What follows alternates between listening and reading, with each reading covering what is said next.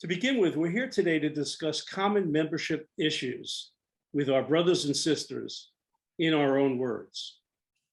First up, we have a welcoming club discussing new member attraction in breakout rooms. Next up after that, a flexible club discussing member engagement in our breakout rooms. And finally, a vibrant club discussing member retention and increased community impact. In a moment, we'll begin the first of 3 test case scenarios and ask you to split into small groups to discuss solutions to the questions that are asked. Please choose a member from your group to report on your findings briefly when we come back to the main session. And then you're going to hear from a select group of club leaders who face these challenges. I'll briefly introduce them. Frank Wilkinson has been the president of the North Shore Rotary Club in Staten Island. And I would say that the biggest impression I've gotten through the pandemic and seeing Frank and his club is that they're a club that has taken lemons and made lemonade. They have made it fun to be a Rotarian in Staten Island, and they have expanded this to all 5 clubs on the island. After Frank, in the second scenario, we're going to hear from Hugh Maynard-Reid. Hugh is the rising district membership chair and past president of the Rotary Club of the Pelhams. That's Pelham and Pelham Manor. Hugh is a dynamic personality who knows how to bring youth and vigor into Rotary. And finally, we're going to hear from Steve Simpson, a Rotarian of 4 years tenure, who stepped up when the untimely death of Shah Latif occurred and filled out the term of Shah, and then has served a second term and is now into his second full term. So 2.5 years of being president of a club that has turned around its membership and increased in size. And this is the vibrant club of Yonkers-East Yonkers. So afterwards, we'll begin with the Rotary stories in their own words from 3 members of our local district, and we're really happy to have them here. Live and in person, we have Maria Abdullah from the Yonkers-East Yonkers Club. And on video, we have Gerardo Aponte talking about his Rotary journey, and Mike Roy, a PDG from Massachusetts who relocated to New York, is going to tell you why he stayed in Rotary and changed clubs. So we have an intro, an existing, and why I stayed, to just whet your appetite for the why of what makes us Rotarians. So anyhow, there'll be time for questions and answers at the end. Eric will lead that. Let's get started. Here's PDG Eric Storberg, our district trainer. Always exciting to hear from Eric. Please begin. Well, thank you, Governor-elect Marty, and welcome everybody. We've reached that point in the morning when we can roll up our sleeves and put on our thinking caps and start looking to work through certain situations that are very common to so many clubs. So this will be the first. As Governor-elect Marty said, you'll want to select somebody from your group to share your findings when we regroup in about 9 minutes. I would also encourage you all to take a picture of this screen so you could use it for reference. All right, so let me just read this to you. And again, take a picture of it. We're going to be discussing it in our breakout rooms. We'll have 9 minutes. We're going to come back.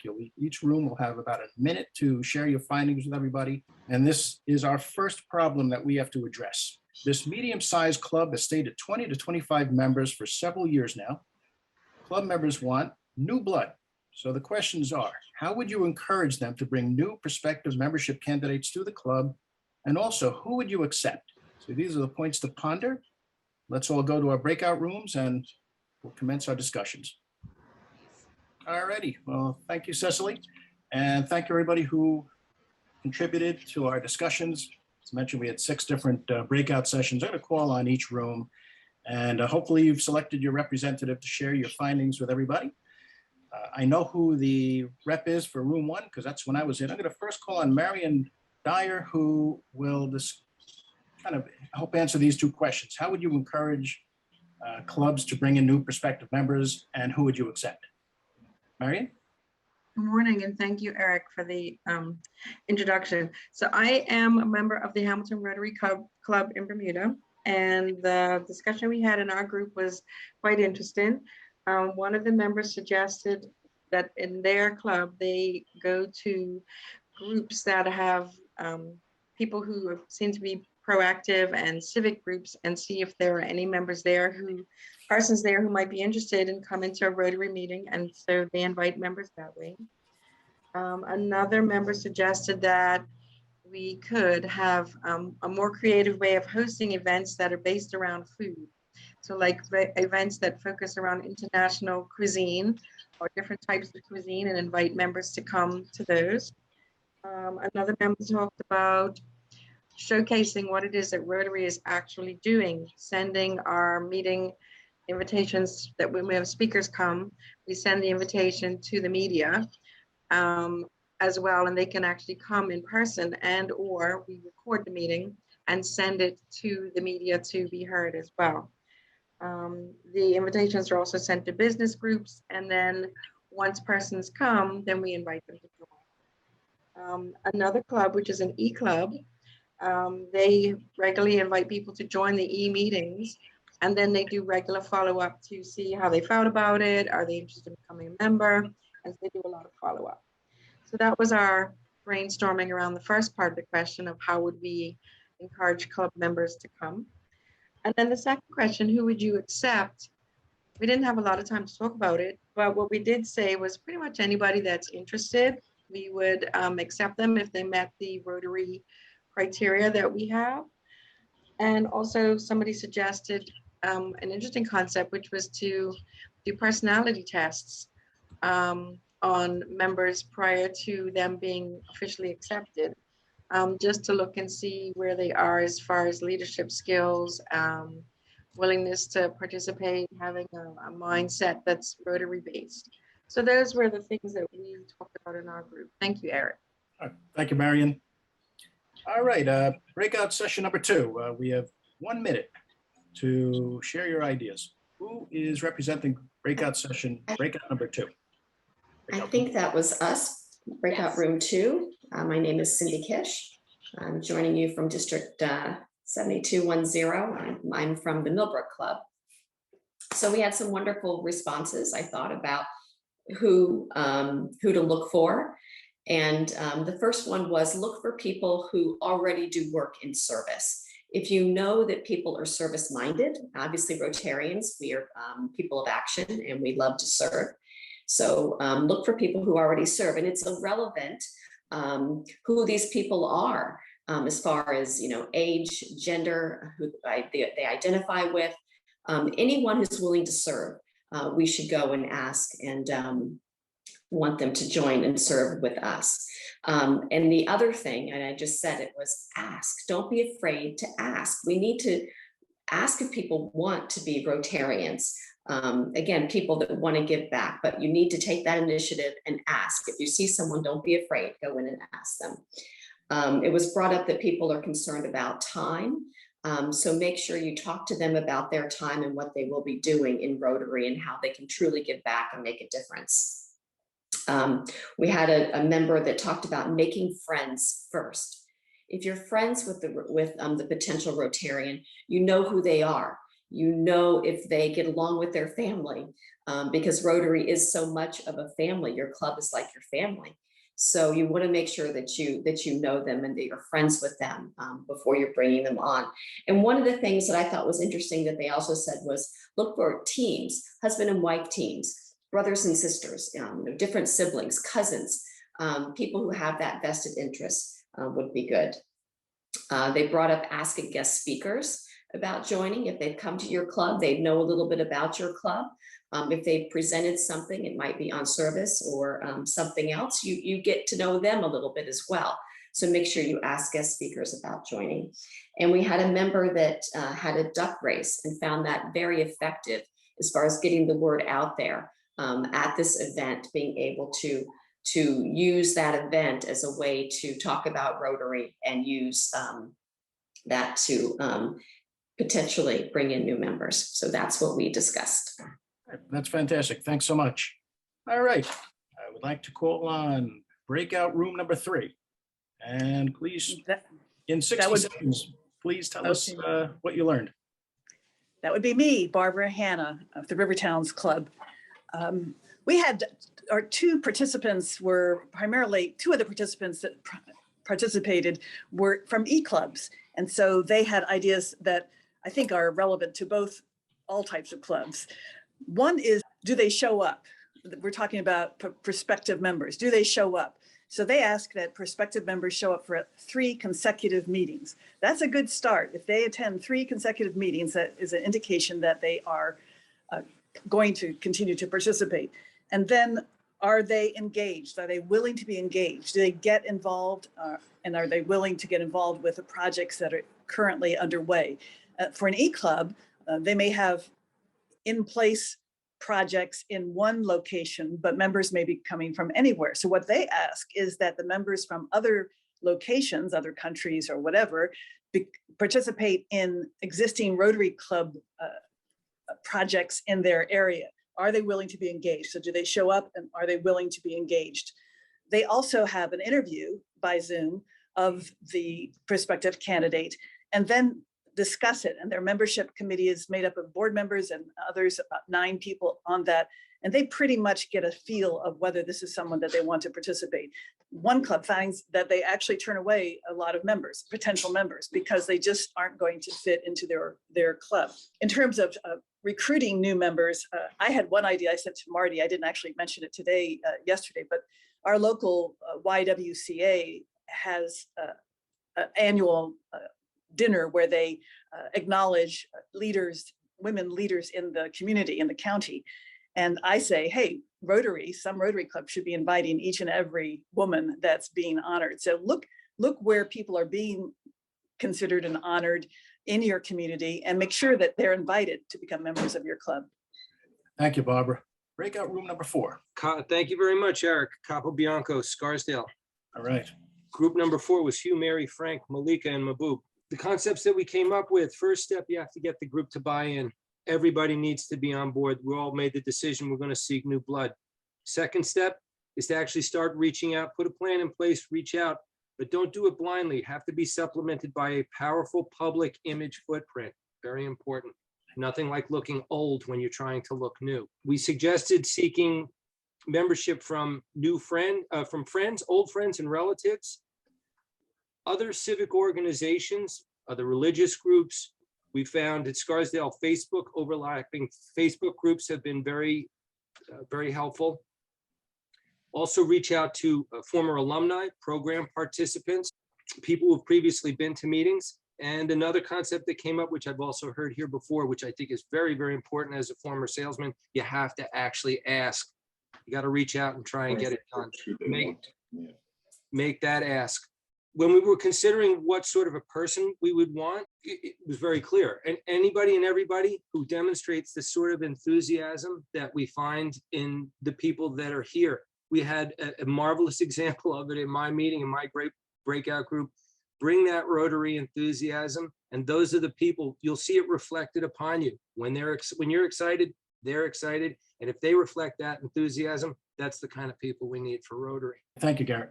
All right, moving on. I want to turn the floor over to Frank Wilkinson. I want to give you a little fun fact on him. You got a brief introduction before about Frank, that he's, president of, he's repeat president of the North Shore Club on Staten Island, that they're a fun club. But just a little further back, I want to give you a little fun fact on Frank. Frank's father, Rab, was actually a member of my club many years ago. And he was just an absolutely tremendous Rotarian. He was Rotarian of the Year. And as great as he was as a Rotarian, he was even a better man.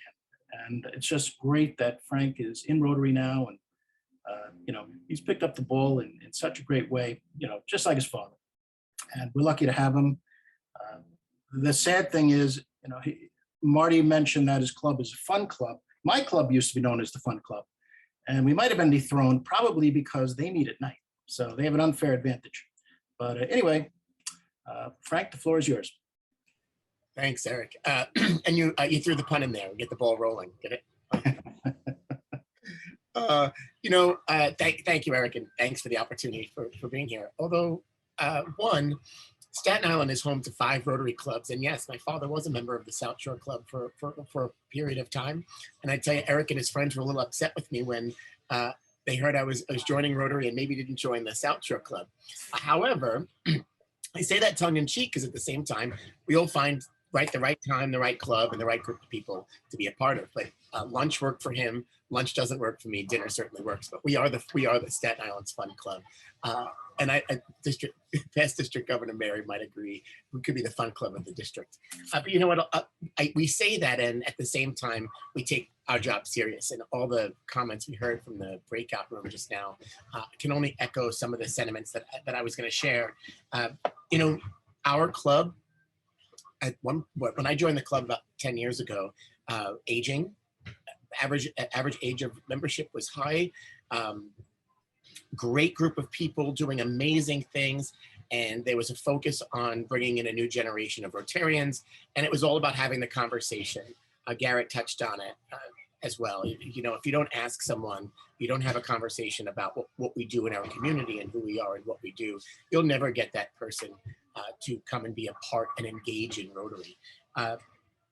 Our club continued that focus, and through our membership committee, developed a strategic plan of how to grow our club over the next 10 to 15 years. And so focus stayed on not only our community, but engaging our members. So engaging the existing club membership, as well as working to recruit. And through that process, Cindy made some great points as well. When you engage and you're active, you automatically, and not automatically, but people will see and see that your club is relevant in your community. And now is the best time for all of us to grow membership in Rotary. We had this last 18 months where, if you really look at communities around the globe, Rotary was the one in the forefront of so many different things during the pandemic. And one of the things that's helped our club was to continue to stay relevant in the virtual space. But people are having conversations and coming to us today and saying, hey, we loved what you do. How can we come and be a part? Through the strategic plan that we set, we told our membership, hey, you've all talked about it, inviting someone for at least 3 consecutive meetings. Our focus isn't always just a club meeting. Our club is focused on events, whether it be a fundraiser, whether it be a social event, or a gathering that we have with our other clubs here on Staten Island. The best way to get engaged in Rotary is to actually see it happening in person. So not just inviting them to a club meeting, our focus has always been invite them to a project, invite them to an event, let them see us do what we do before sitting in a room at a table, however you set your dinner, breakfast, lunch table, or even Zoom table for that matter. Because a lot of times business comes out in conversation, and while that's all great and good, we grow an affinity to something when we believe in what the organization does. And so the most success that we've seen is when we've invited prospective members to be a part of something more than just a weekly meeting with a speaker or even without a speaker. So with that said, our schedule's also built around at least one social a month. And while that social doesn't always just mean to be a happy hour or an event, it means whether it's also a fundraiser or a Rotary event where we're getting the opportunity to tell our story. So once a month, there's a social gathering of some kind, which gives an opportunity to always bring a prospective member if you want that to be the event. Working with the other clubs, we also utilize those opportunities as well to introduce new members. And just because we might not be the club for them, you have to have that conversation. And I'm going to go back to the breakout session. Garrett pointed it out, where we have many people that come through our doors and we don't ask, or we don't invite them back.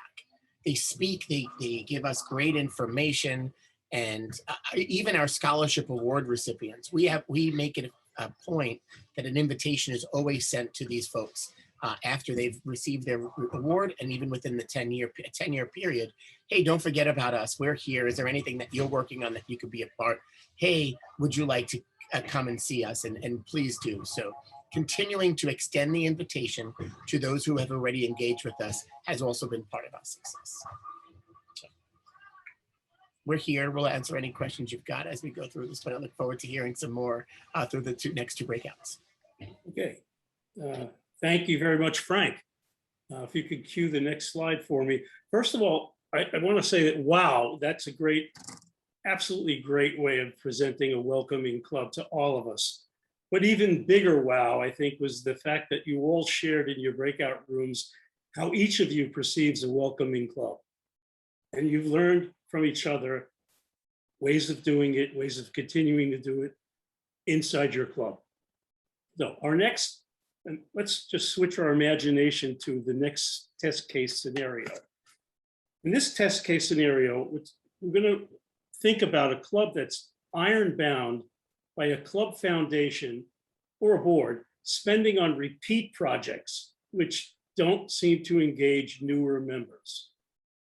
Your club foundation board is stagnant. There's no turnover. As a result, some members have expressed reluctance to bringing in new member candidates.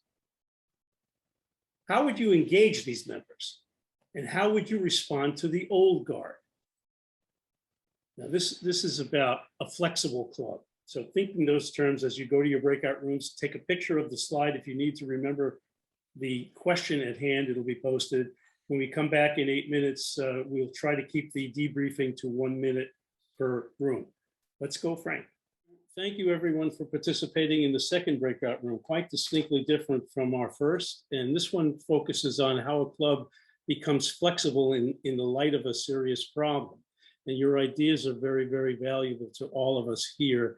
Thank you all for sharing in the breakout room, and we'll ask your spokesperson if they can condense the response to a minute so that we can pick up some of the time we've lost this far. We're a little bit behind. We'll go to breakout room number 1. Who is our spokesperson for number 1? Great. One,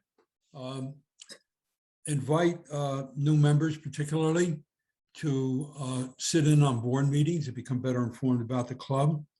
To take advantage of the district's new members grant, which grants the amount of $250 to new members to do some good community-wise or internationally.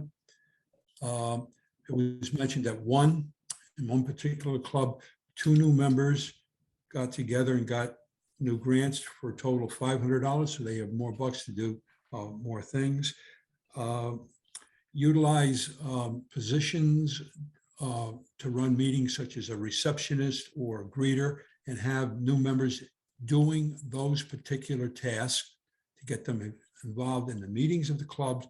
And then one club has developed, happens to be White Plains, a new members committee, and that means any Rotarian who was in the club for 3 years or less is an automatic member, and it's under the mentorship of a past president, and the board delegated its authority to allow that committee to develop whatever type of project it wants, fundraising, service related, or whatever.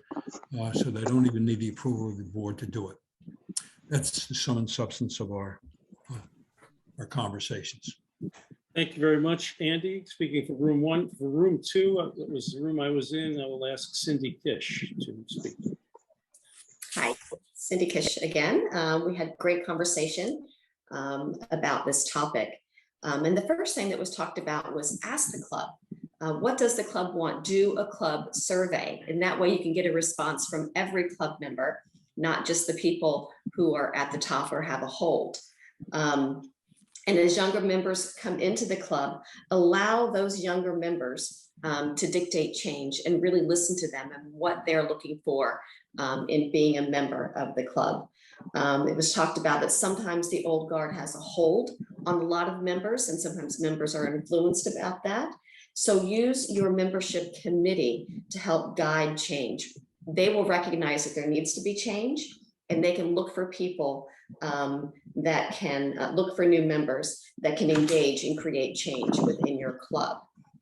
They talked about being transparent in moving forward, being flexible, getting families involved, and having conversations with people. Sometimes we need to be comfortable with being uncomfortable around certain topics. So you really need to talk to people and ask them if the club is moving in the direction that they want. So that's a brief summary of what we talked about. Thank you, Cindy. As we move now to group number 3. Yes. So basically, we've been 2 members of e-clubs, and a little bit later I get onto this topic because it's different as I mentioned, or as we mentioned before, from the traditional clubs. And so there was one member who still kept a secret, but for the rest, it was basically what you said from the first group breakout session. So attracting new members by receiving money. There was one member who said they put money for refugees from Afghanistan. In our case, in our own case, as an e-club, for example, what I mentioned, what really helps us attracting or carrying on what we do is by using social media to really showcase what we're doing. I mentioned the Oktoberfest. Our wonderful member, Suzanne Schwartz, organized with the district last year. And as we displayed it on the district and on our club social media, it's of course a pulling effect for this storytelling. And so we don't have this issue of the old guard this way, because we're very actively communicating.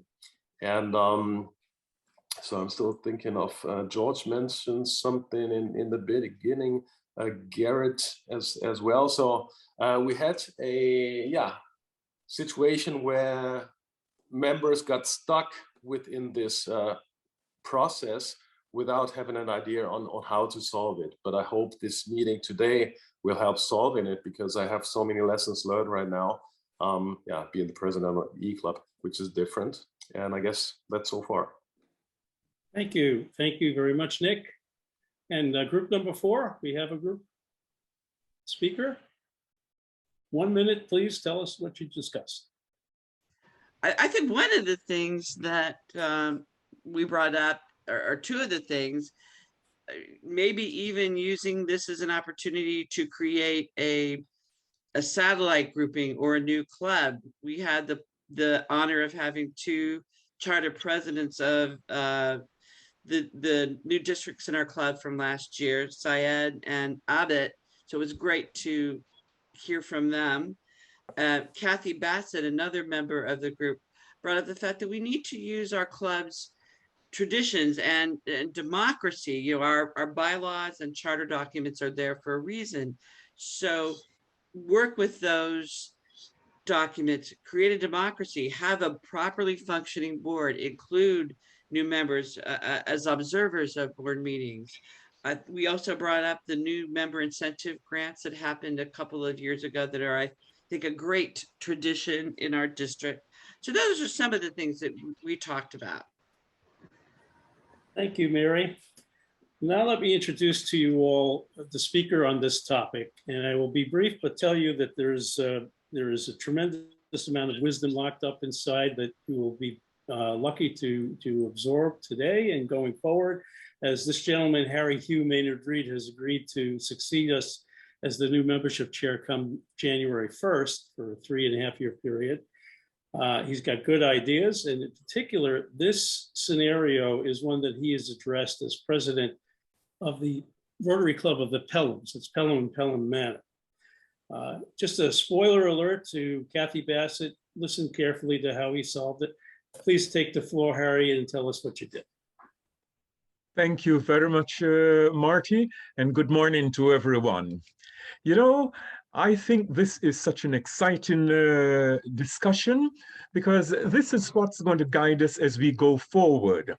I must extend an apology on behalf of my Pelham Rotary Club and the community, because today happens to be the 100th celebration of the Pelham Memorial High School, and all Pelham is focused on this event. But that does not prevent us from going forward on this issue of a club that's rigid, a club that's inflexible. One of the first things I want us always to remember is that we begin off with no confrontation. No confrontation on any matter. Also, another piece that is very important is reflection on the great successes of the past. And in our club built a gazebo for the town many years ago. And so we have said, we need to get going and do some more things. But again, how do we get things going? And one of the key things I would like us to remember is that every member of the club be engaged in a service project. If every member of the club is engaged in a service project, then we can get life and vitality going. And when we get this service project going, we really don't have to worry about them saying, okay, here's money or there or no money, can't do this. I'll tell you what we have been doing. I said, one of the great things to do is to have your relatives and members and friends involved in the club. My wife happens to be a member. We are not having a club meeting or luncheon meeting each week. Normally it's $20 for lunch. And so we have not been having these luncheon meetings. So what did we decide to do? We decided that we're going to take that $20 each, that $40 from each week, and we're going to use that as an investment in our project. Our project for the community is developing a healing garden. A healing garden across from where we normally meet. And what did we do? We went with the Preservation Society, we met the various community organizations, and we said, here is what the Rotary Club of the Pelham wants to get going. Wants to get a beautiful perennial healing garden where there'll be herbs there. And the leaders of the community came with us, walked us through the area, showed us and said, okay, well, you can do this and you can do that. And we began a healing garden. Now, on the Wolf Lane Park, that's just across from our club, every month, every day, flowers are blooming. We have perennial plants in there, and we have orchids, we have tulips, tubers. And not only did it begin off as a service project between my wife and myself, but we got the Interact Club. The Interact Club came and they were the planters of crocuses, planters of bulbs. And so they were actively involved. Now, when we have the club interactors coming and planting, some of their parents came along with them. When the parents come along with them, we get to expose them to what Rotary is. So we're doing a project that really takes money, but here's at least $40 that's coming in, and we put this in. I was amazed when a few weeks ago, I went over to do some watering of some plants. And what did I find? I found a $5 bill under a stone. Somebody had come and placed a $5 bill there saying, thank you for what you do. And I said, that's exciting. In the mornings as I go by there, the residents and owners walking their dogs, they would stop and they would talk about the various plants. And I would tell them about what's coming up next year. Next year is going to be our 75th anniversary, and we're going to have the Wolf Lane. We'll have more hibiscuses blooming along the way so that the entire neighborhood will see what is happening. You know, one speaker just spoke about having a passion for the project. And I think that if we can get every member of the club understanding your passion is what is important. Your passion is what will make a difference. And so we have found now that the community is involved, the public image of the club is lifted, because whenever you drive along Wolf Lane, you see the flowers blooming. And I see people coming and taking photographs. And these are perennials which are maintained with very little care. So what we see is that a club may be ingrained and inflexible, but individuals can make a difference. I would even dare say that in the club that's ingrained and inflexible, there are members there who would like to see changes. Let them be the ones who will tackle those who are resistant. And so reduce confrontation, reduce anxiety, just be doing the wonderful things. As a friend said to me, keep them sweet, but shift the focus. Keep them sweet, but shift the focus and get what you need done. And so our club is doing well because our interact, and I dare say, we have been able to attract new members. The principal of the high school is now a member of the Rotary Club. The principal of the high school is now actively involved with the Interact group and the sponsors within the organization. So it may be slow process, but it may be painstaking process, but like the flowers that hibernate during the winter, when spring comes, the blossoms will appear. So let us not be downhearted, discouraged, or dismayed. Every club may go through hibernation. Springtime is near. Just make sure that you stay positive, you stay encouraging, you acknowledge the great things of the past. But while looking at the great things of the past, have a headlight that's showing that greater things are yet to come. Thank you, Hugh. I hope that might count as Sunday service. That was beautiful. Thank you. So in the third scenario that we're looking at today, to help us more fully elaborate on membership, new membership and retaining membership, the third scenario is the club is thinking about ways to increase its impact and visibility in the community and gain greater participation within the same community's people. What would you do first? What would you expect as a return on the ideas? So we're asking you to break up into the groups and answer the first question. What would you do first for community impact? And what would you expect as a return on your ideas as a club? So thank you very much. We'll break up into our 4 groups and then report back. If you could share what your group felt about what community service the club might do and what it could expect in return. If the reporter for group 2 could come forward. So the group thinks that showcasing our project is very important. Can you hear me? Yes, hear you fine. And reach out to the community, see what their needs are, impact to be engaging, so that we should leave an impact. Especially on social media, and be careful with the social media presence to update the public image. We could also encourage Rotary signs on cars, wear a cap, Rotary t-shirts, so that our existence is acknowledged.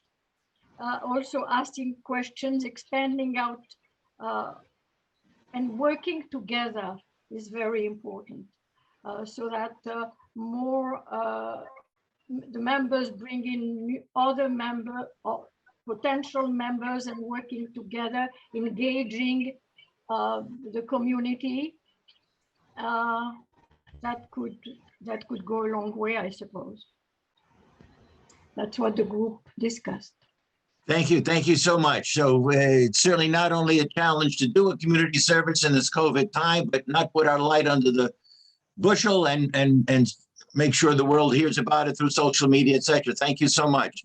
Group 2, if you can, group 3, sorry, if you could report the group's discussion. I think we talked about pretty traditional ways of clubs developing visibility in the community, and that is by finding people who are passionate about specific projects and getting them involved and so on. I brought up an idea that I got from going through the Rotary Foundation's global grant process, where they require a community assessment for any project, but you don't have to be doing a global grant to follow their process of a community assessment.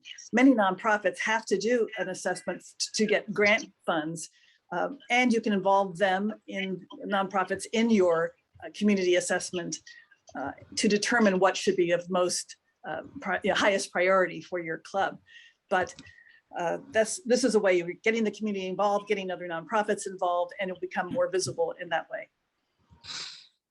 Thank you, Barbara. What a great idea to use that community assessment as a action in and of itself and involving the community in that.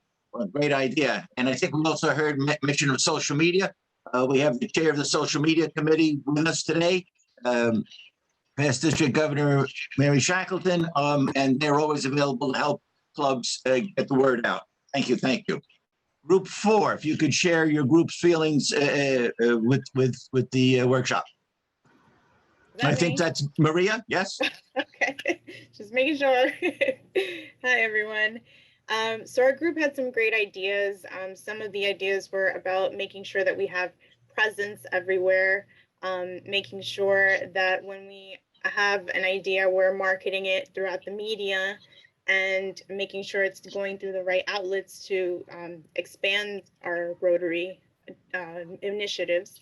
But also one idea, it happens to be the one that I ended up mentioning, is a passion project that I've been working on in honor of Rotary and one human race. And it's actually about the path of unity. And it's a very inspiring story that is going to inspire the world if we work together to make it happen. And the reason why we want to make this movie, and the person I partnered with to make a pact that we are going to make this movie, we're going to find a way to do it, is James Nolan, who is my fellow Rotarian brother for the Yonkers-East Yonkers Rotary Club. I met with him, we discussed it, and we realized that we crossed paths in a way that was destiny through Rotary. And it all came about from a book called Signs, which was written by the New York Times bestselling author Laura Lynn Jackson. And when we connected all the dots, we realized we have to ask all of you for your help to make this happen. Now, it's going to take a lot of work. I'm just getting organized before I have something formal to propose. I've also reached out to certain contacts of mine in the film industry and my former alumni from the Bronx High School of Science. I will be asking them to help out as well and unite networks all around the world to make this happen, because this movie is a global project. So thank you, Maria. Very interesting. And I think if you wind up Googling Rotarian films, the Rotary magazine a few years ago did that research, and about 15 movies over the years, popular movies with movie stars included Rotary. Very interesting and certainly wide ranging.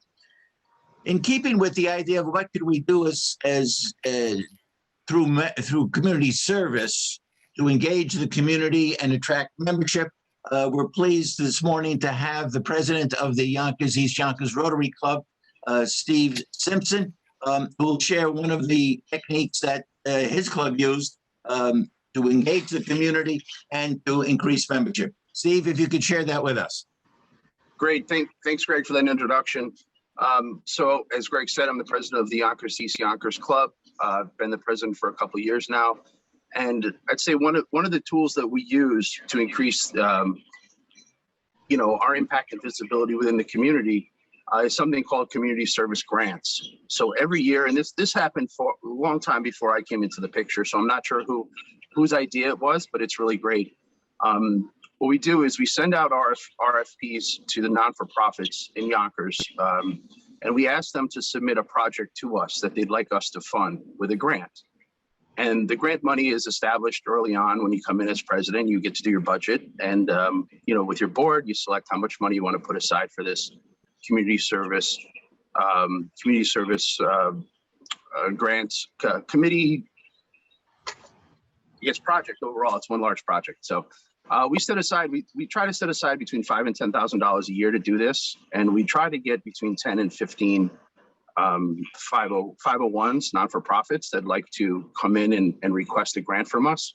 And, it's been very good. So what I'd like to say is, like, when I came in, that was the first committee that I was put on. And as a new member to the club, it was really fun to get engaged and to see that, look, the club is actually putting money out there and funding all these community service projects. So it really helped me as a new member to become engaged right out the gate. Like, I didn't have to wait, try to learn about things, try to wait my turn, like some of the other things I seen early on in the questions. But it was like, here you go.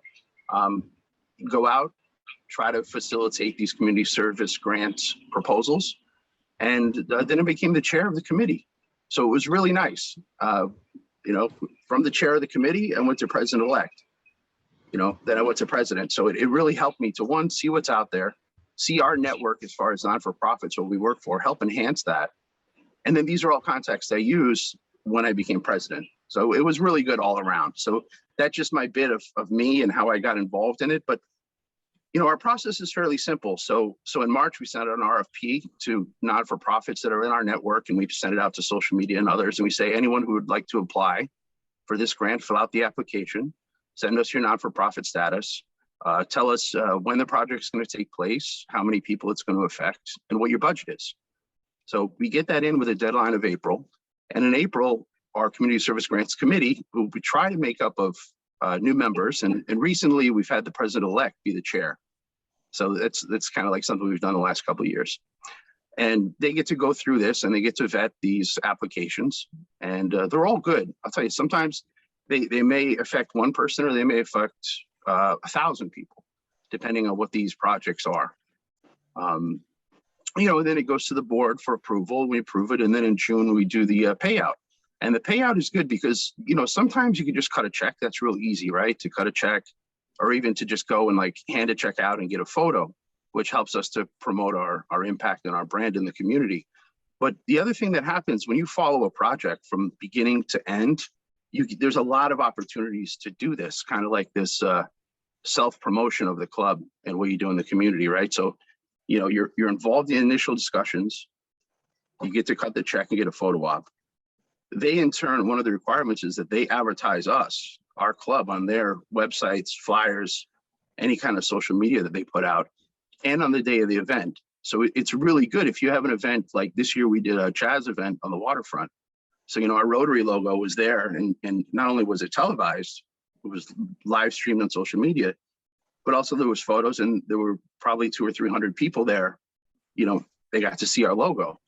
But the other thing is you can go and attend these events. So we could send representatives there and be announced at the event, and people will come up to you and say, all right, what is Rotary? Okay, I have no idea. So it's really good. So that's another opportunity to kind of showcase. And I heard that word showcase earlier, and it's really good because it kind of resonates with me, because a lot of what we talk about is like service above self, but then we can't get there unless we promote our brand, right?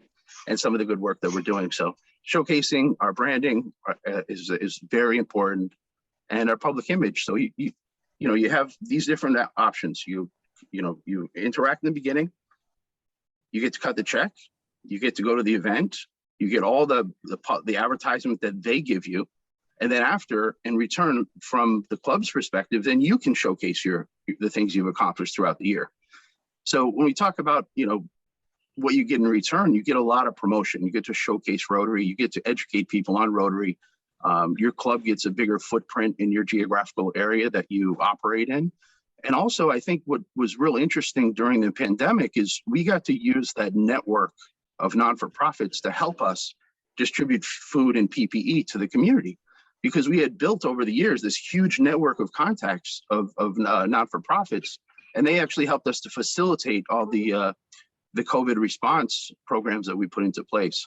So that's the community service project, the community service grants, start to finish. And I'll take any questions if you have them, but I'm real proud of it. This year we did 15, and they're between $500 and $750. May not seem like a big impact, but to some of these up and comers, it is. Let's see, we're going to hold the Q&A to the end if we have time, and anyone who wants to stay beyond our allotted time is welcome to question our panelists and our presenters, every one of us. So And that comes to the end of the first part of our workshop today. You heard the how. And the how is important because it creates a discussion that you can bring back to your clubs. All of you contributed beautifully. You're all leaders. And we got a lot of new ideas and ideas that work in our breakout rooms, as well as from our presenters. What's more important in building membership? Because we talked about attraction, we talked about engagement, we talked about retention of existing members and impact of strengthening a club in the community. What's important about gaining new members and strengthening your club in terms of quality membership is the why. The why is let me explain it as this. All important decisions in your life come from the emotional center of your brain. Whether you're buying a car or a new home, whether you're choosing a school or a charity or an organization such as Rotary, that decision comes from your emotional center of your brain. It's not about how Rotary delivers the service, it's why you choose to be a Rotarian that makes you join and keeps you as a Rotarian. So in exploring the why of joining Rotary and of staying in Rotary, we hope to connect you with your own emotional decision to be a Rotarian and a leader. This is a process, and the results of this process will be increasing club membership with quality people. This is a beginning, and there's more to come. And so for the beginning, we've asked 3 people to present to you on why they joined Rotary and why they stay in Rotary. We have 2 presenters on video and Maria Abdullah, who will present live. We would like to start with Gerardo Aponte. If you can cue the video, please, Frank, who is a young member of the Rotary Club, Metro New York Rotary Club. Hello, my name is Gerardo Aponte. I'm from the Rotary Club of Metro New York City. I'm going to talk about why I joined Rotary, but first I need to talk about why I joined Interact. I am an Interact baby, and I joined Interact after getting invited to RILA with a couple of my friends. We didn't have any Interact club in my hometown of Mocha. So after we saw that RILA and Interact exists, we decided to form our club, Interact Mocha Dos de Mayos. After I finished high school, I joined Rotaract Mocha Dos de Mayo.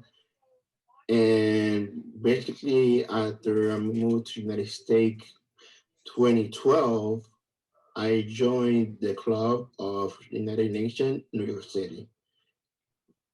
2017, I decided to continue my Rotary joining and join the Club of Metro New York City.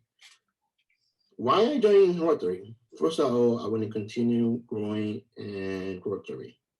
Second of all, my parents are Rotarian, so I wanted to also keep the generation of Rotarian in my family. And third, I like to do service projects. So that's basically my little story here. Thank you for listening and have a great day. Thank you, Gerardo, a beautiful young man. Next, we pivot to Maria Abdullah, if you would unmute and tell us the why of why you joined Rotary. All right, so I'm going to try to say this without crying. And so I knew about Rotary since I was a little kid because Shah Latif was my dad's best friend, and he was basically an uncle to me. So I would always refer to him as Uncle Shahid. All his life, he talked to me about Rotary, the importance of Rotary, the importance of giving back, the importance of the 4-way test. And he always used to tell me, like, you can't wait for the right time to do it. You just have to do it. And I always used to kind of not give excuses, but I was just so busy with my life because I had so many different projects going on. I had, you know, a very demanding corporate job. I had 3 little babies. So many different things happened. You know, I ended up, you know, going through a divorce. It was just like so much stuff. And I went to meetings with him and I still hadn't joined. And then he passed away shortly after a Rotary meeting. And I'm really glad that, County Executive George Latimer was there to give him his pin that day, because I know how much that meant to him. Like, I'm so sure that meant so much to him. So after that, I made a promise in my mind and to him that I would join Rotary and that I was going to save the world or die trying. So that's kind of my goal. Not kind of, it is my goal. And, you know, it led me to a journey where I had to understand the path of humanity and unity and the path of forgiveness. So there's a movie that I already mentioned earlier that myself and my fellow Rotarian brother, James Nolan, would like to make to explain how my relationship with Uncle Shahid, Rotary, Bloomberg, the Bronx High School of Science, New York City, Yonkers, Pakistan, the Dominican Republic, Italy, and all different parts of the world connect, and that we are all one human race. That is the movie. It is so inspiring. I can't even believe it. Like, I get the chills just thinking about it. I'm very excited about it. I'm pacing myself to kind of strategize how this would be possible, but I am asking all of you to please help us make this movie possible.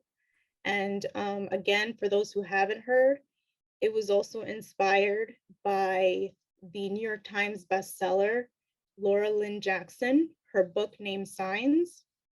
I, you know, have been trying to write this screenplay for the longest. I have a alarm at 9 p.m. every night to screenwrite. And even my kids, they remind me, if it's 9 p.m. and I'm not screenwriting, they'll remind me, they're like, it's screenwriting time, you're supposed to be screenwriting.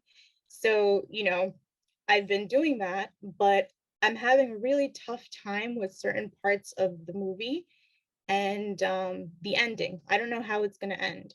So I feel like we have to release some kind of challenge that's going to inspire Jimmy and I to finish the ending of the story. And we need the help of the entire world to inspire us so that we can make the ending. And that's pretty much. Thank you, Maria. The most successful movies that we all recall involve a hero and a guide. Clearly, you're the hero, and clearly Shahid is the guide. And those movies get played and replayed, and then they issue second and third versions, like Star Wars 1, 2, and 3. And eventually, the hero, Luke Skywalker, becomes the guide. So those are really successful ways of putting it into film, but that's for another time. Our third, thank you very much. And you all are feeling this emotion, I'm sure. Thank you. Our third speaker, PDG Mike Roy, transferred into our district, and his video will talk a little bit about why he continued in Rotary. Please roll that video, Frank. I'm Michael Roy. I'm in the Metro New York City Rotary Club, and thank you for this opportunity to chat for a minute. And when I relocated to New York City for work, I thought it was really important to continue my Rotary involvement. And I've just been involved with so many great projects and been part of so many great Rotary experiences that I wanted to continue that.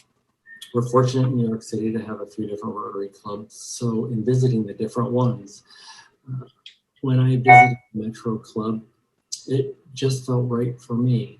As part of the application process to transfer or become a member, there was an ask that we participate in at least 2 club activities. And it really showed to me how invested they were in volunteerism and participating in volunteer projects in the community. And it was also very diverse membership, which was important to me. So the time and effort, you know, I spent in visiting the Rotary clubs and finding the right fit for me really paid off. I've made a lot of great friends, forged a lot of great friendships, and I'm really appreciative of the opportunities to be involved in some really fulfilling and meaningful volunteer projects. So thanks so much, and I hope you're having a great conference. Thank you, PDG Mike. Frank, if you could cue the next slide as we getting to the towards the end of today's workshop. You've seen, just saw 3 expressions of a journey to Rotary, an infusion, a total body immersion into Rotary, and a journey from one Rotary Club to another. You could look at the chat box for some very interesting comments on what was said just now and how it'll impact you as well. On your screen, you'll see a picture, because what I've told you before is that this is a teaser in terms of dealing with the why of being Rotary. This is a teaser for what's to come. We're hoping to present on November 13th. Catherine Brown is a speaker in about a 1-hour project workshop on understanding your why and how to grow your club. It is something that's measurable once you harness the emotional feelings of why you join Rotary, to learn to convert that to your Rotary elevator pitch or your Rotary story, and then to share that with people that you perceive to be valuable Rotarians. So look forward to an invitation from this committee. Look forward to spreading it around and bringing people, because this will be the meat on after the 4 spites or appetizer that you just heard about how you sell the why of joining Rotary and grow clubs with valuable people. Look forward to that. At this point, I want to turn it back to Eric, PDG Eric, our trainer, who will close it out with Q&A. And thank you all for participating. It was wonderful to see you. Thank you, everybody. And thank you all for being here. I understand that we're doing overtime right now. And if anybody, feels the need to leave, if you have other prior commitments, that's fine. We'd love for you to stay, though, because we have our key speakers here. We have Frank, Harry, Steve, and Maria all available to take any questions that you might have. So if you have any questions that are specific to your clubs or anything in general, they're here for you. So I will keep my eyes open for any raised hands, or you can always hit the reactions button down below. That'll raise a hand for you if your hands are full. And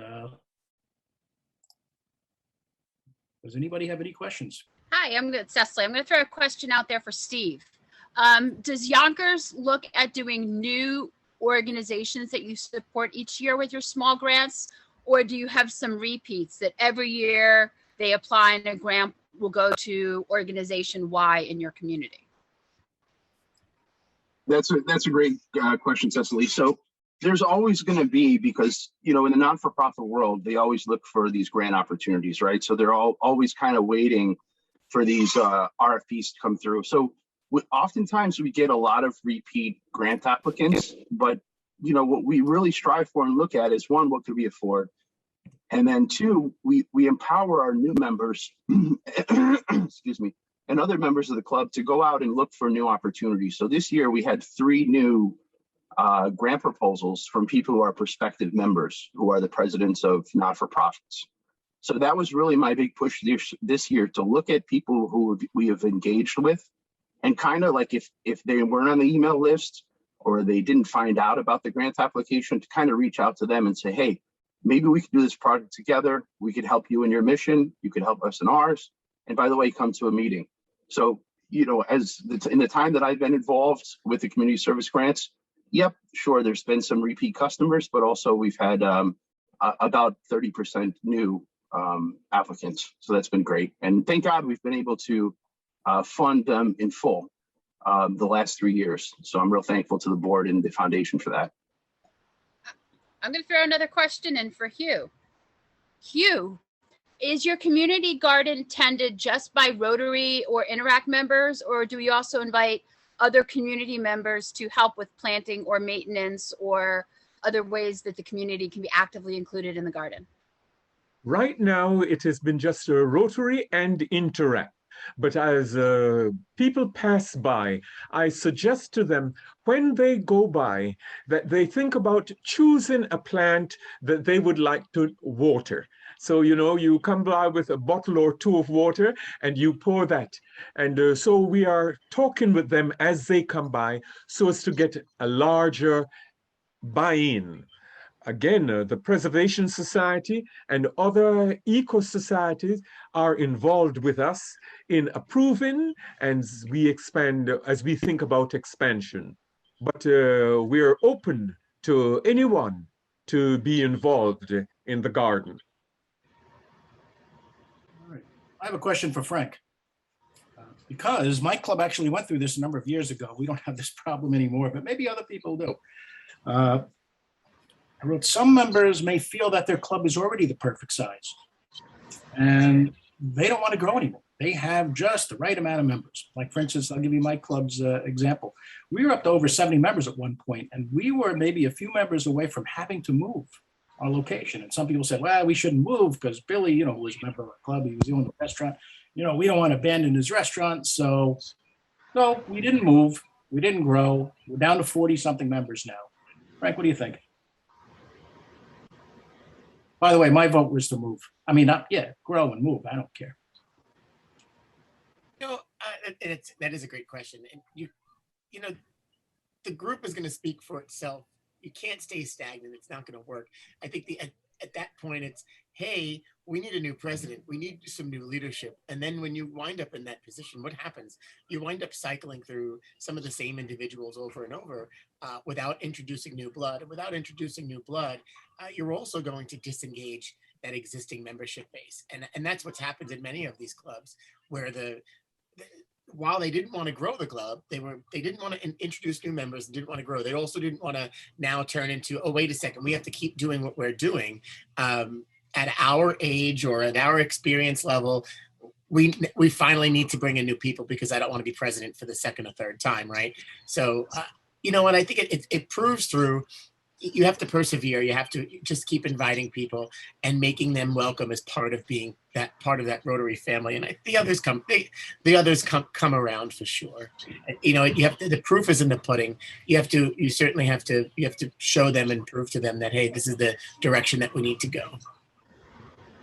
I'm fortunate. I said it before, we have a very young thinking group, and they were always very welcoming to new members. And every time we do introduce prospective member, they ask some great questions, but it's also to make sure that they want to be involved and engaged, and hopefully that they do see themselves in a leadership position at some point.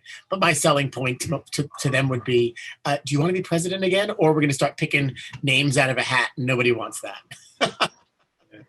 Could I suggest, or could I add a comment, please? Just a thought that in many clubs, the membership may be growing, which is great, but maybe the time has come to try to start a new club, to sponsor a new club. That would mean a new club with tremendous energy and so on. And that's what happened in our case. We, from the Rotary Club of St. Vincent, we sponsored the Rotary Club of St. Vincent South, and that took off. That's one way to keep the energy level alive, and it also gives our Rotarians an optional club if they prefer to serve in a different club. We also open a satellite club as well. So there are ways without looking inwards at your own club, you can look outwards and try to see how we can grow Rotary rather than just growing our own clubs. Joe, if I could add to what you were saying, we have people here on the call today that represent our 4 new clubs that were started last Rotary year. And we are addressing this issue of new clubs very dramatically. 4 new clubs in the district in 1 year is pretty much unheard of in the zone and in RI. But we need to look at the impact of these new clubs in the realm of the district. And so we're planning a seminar workshop in the spring. After these clubs have had a year under their belt of showing their communities and their members how to be Rotarians and how Rotary performs in the community. And once that year is under their belt, or a year and a half is under their belt, we're going to bring the rest of the district together in a forum welcoming our new clubs, with the idea being that competition breeds excellence. It's a business thought. Every business person fears the intrusion of a competitor. These new clubs are competing in the areas that they establish themselves for many cases. Some are cause-based and they're unique, but many are just Rotary clubs, as you suggest. They need to be welcomed, and the rest of the group needs to understand how they're wonderful new clubs, how they add to the picture dramatically, how they add to the quality of Rotary exponentially. But first, we need to give them a little time. So while we're encouraging anyone with an idea to come up with a new club, come up with 8 for satellite, come up with 20 for a full-fledged charter, we're at the district level, we're pretty careful now about who we encourage to go through the process so that we ensure that they get off on the right foot, get guidance and mentorship, and that there are no failures along the way. And for that, we have our new club advocate who's on this call, the illustrious Bina Ahmad. And for another time and in another session, you will hear from Bina about the ways of fostering a new club to success. So yeah, it's a great idea. I appreciate it. Thank you, Marty. We have time for one last question, and Mary has her hand up. So Mary, what do you got for us? Hi, thank you for a great session, those who planned and spoke and participated. This is for any one of the panelists or participants.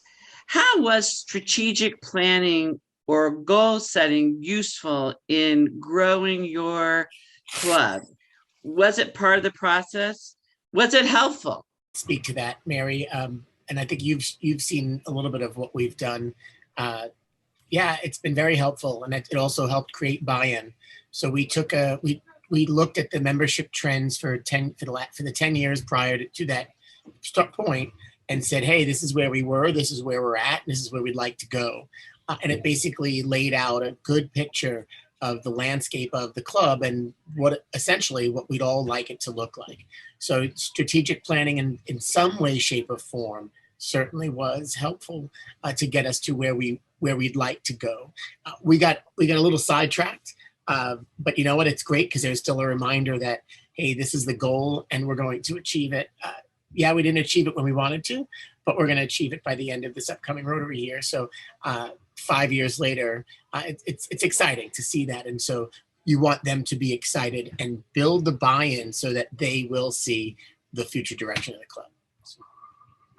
And that was a project that was led by the officers and then key members of the club. And then everybody had the opportunity for input. And so we shared it amongst the group. Well, we're out of time, folks.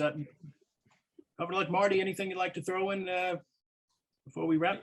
Okay, thank you. It's really with pure and sincere gratitude to Steve, to Harry, to Frank, to Maria, to Mary, to George, to Eric, all of you leaders, but everyone here is a leader, and to Greg, of course, and to all of you here that are leaders, I encourage you to step up to the district level and share your abilities and your expertise among a group of people who are very welcoming in their own right.